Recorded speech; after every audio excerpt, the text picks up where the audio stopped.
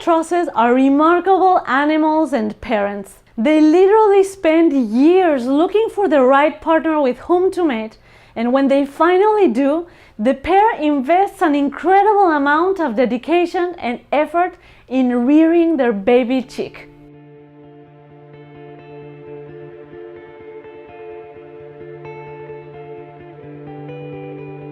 Each parent takes turns sitting on the nest to incubate the egg without moving and without drinking any water or eating any food, sometimes for weeks at a time, while the other parent flies over the ocean looking for food. Both parents also take turns feeding their baby chick. They fly sometimes more than 3,000 miles looking for food in the ocean so they can fill up their stomach and then come back to feed it to their baby chick. Unfortunately, these tremendous efforts to care for and raise their chicks are often in vain, but through no fault of the parents. It turns out albatrosses are now feeding their chicks a combination of both food and plastic. And the more plastic there is, the higher the chance the baby chick will not make it.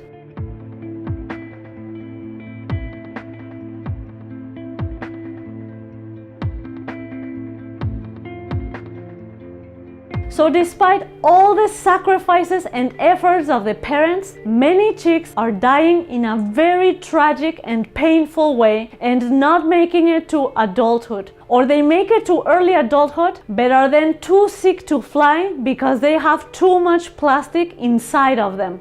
So they end up starving to death because they cannot fly over the ocean to feed themselves.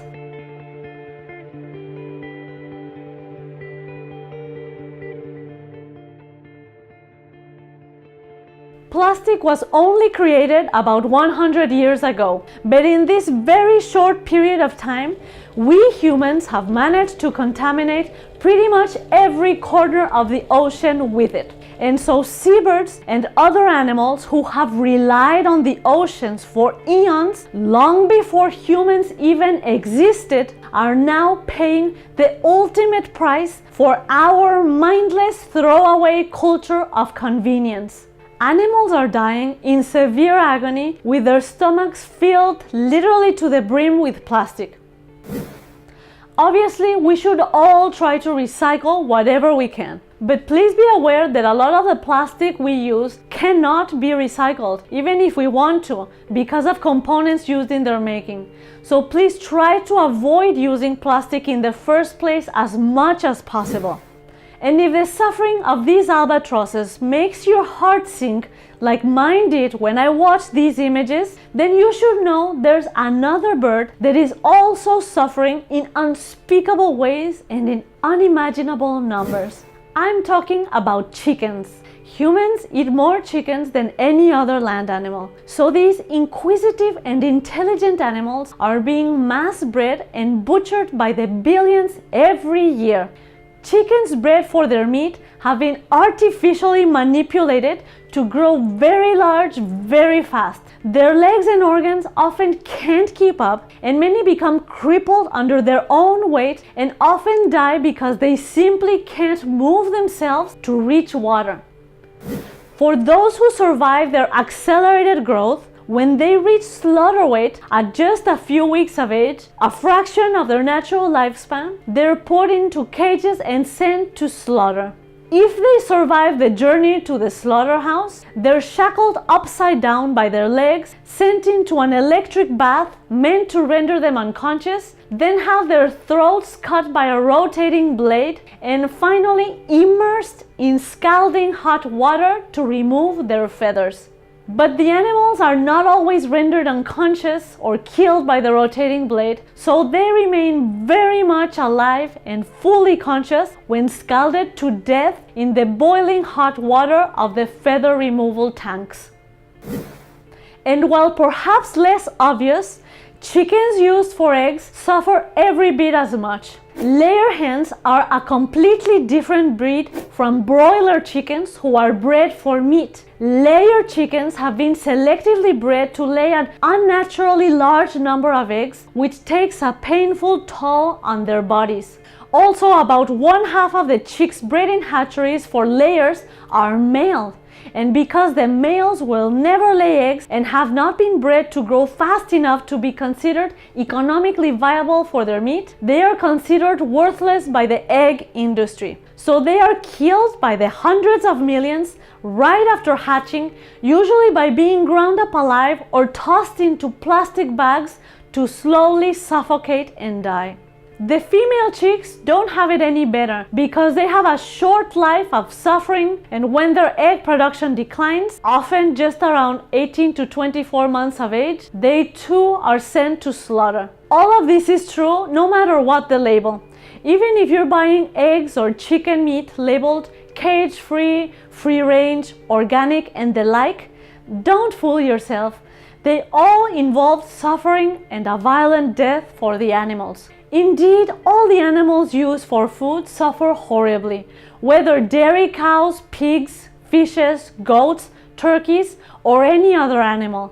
Imposing all of this suffering would be more understandable if we humans actually needed to eat animal foods to survive. But we don't. We don't biologically need 1 single gram of animal foods to be healthy. In fact, as a physician, I'd like to point out that from a health perspective, we're actually better off not consuming any animal foods.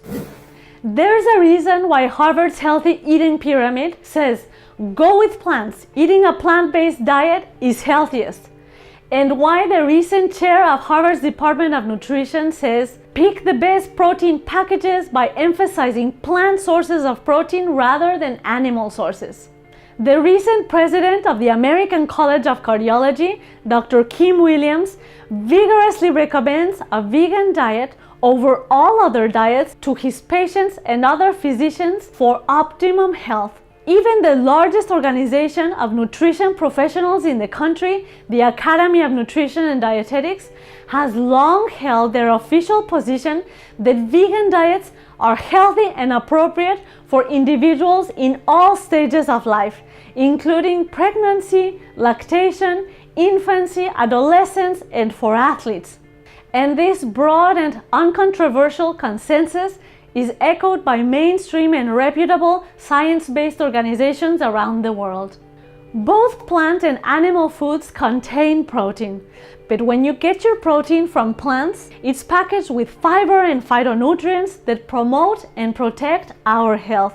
In contrast, when you get your protein from meat, eggs, dairy, fish, and other animal foods, it's packaged with absolutely zero fiber and zero phytonutrients, but it does often have some undesirable things like endotoxins, hormones, mercury, PCBs, as well as other harmful substances that don't promote our health. In the end, there's simply no way to turn a complex living, breathing animal who does not want to die into food without imposing immense harm, suffering, and death.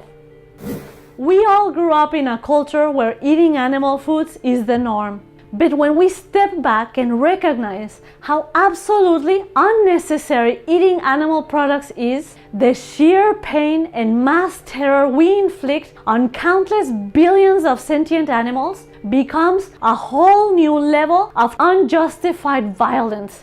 Of course, animal agriculture is also an environmental disaster of epic proportions. Just as an example, it's the leading driver of deforestation in the world, according to the United Nations. When we become aware of this as well, and the degree to which it also exacerbates food and water insecurity, eating animal foods starts to take on a surprisingly severe degree of global irresponsibility.